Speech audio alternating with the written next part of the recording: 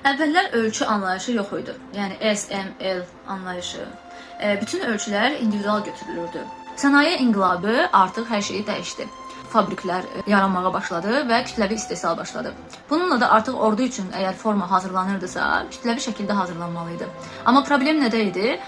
Ordudakı insanların hamısının bədən quruluşu fərqli idi. Elə bu problemin həlli də ilk ölçü sistemlərinin yaranmasına gətirib çıxardı. Və bir-bir əskərlərin ölçüləri toplanmağa başladı.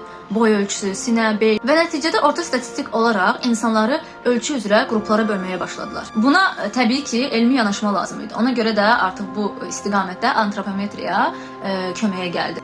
Antropometri insan bədəninin ölçülərini statistik olaraq öyrənən bir elmdir. İlk böyük elmi tədqiqatlardan biri də 1940-cı illərdə ABŞ-da keçirilən tədqiqatlar oldu. Bu zaman minlərlə qadınların ölçüləri alındı və onlar sistematik şəkildə cədvəllərə köçürdü. Amma problem nədə idi?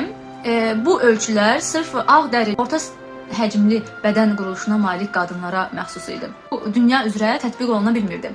Ona görə də sonradan hər ölkə özünə uyğun ölçü cədvəli formalaşdırmağa və ölçü sistemi yaratmağa çalışdı. Yəni ABŞ-da bu SML ölçü sistemi idi, harf sayısal.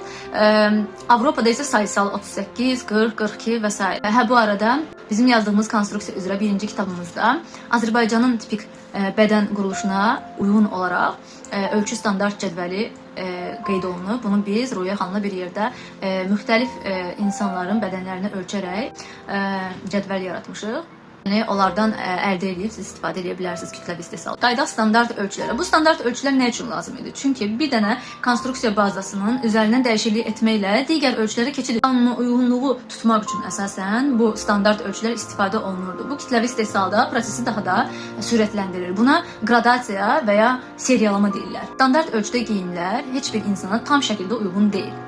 Əksinə, çox insana təxminən uyğun gəlir. Həmçinin də eyni M ölçü hər markada fərqli oturuşu ola bilər. Bu artıq həmin markanın istifadə etdiyi konstruksiya bazasından asılıdır. Amma söhbət bundan gedirdi ki, bu seriyalama sırf orta bədən ölçülərinə uyğun gəlirdi. Yəni çox böyük plus size ölçülərdə bu uyğun gəlmirdi. Böyük bədənlər və onların seriyalaması haqqında növbəti videoda danışacağam.